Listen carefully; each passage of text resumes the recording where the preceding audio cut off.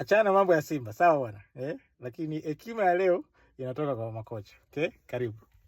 Sasa hivi tuko kwenye season ya mvua na unakuta labda barabara zimeharibika, barabara ya mtaa, au labda kuna tobo linapitisha maji yanaingia kwa jirani yako.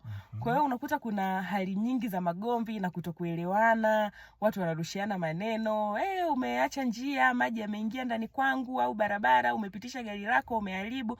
Lakini kitu kimoja cha kukumbuka ni kwamba season ama nyakati zinapita, lakini maneno yanabaki.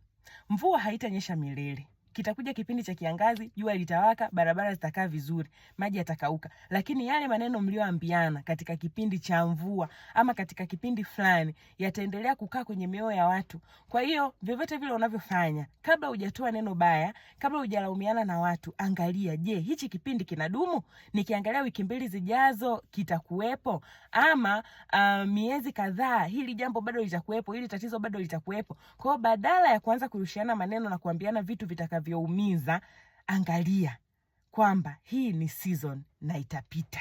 Kwa hiyo chunga maneno yako ili yasije yakabaki ndani ya moyo wa mtu na mkaendelea kuumizana kwa kitu cha kupita. Na hiyo ndio hekima ya leo. Kumbuka haijawa hekima mpaka umeitumia. Bye.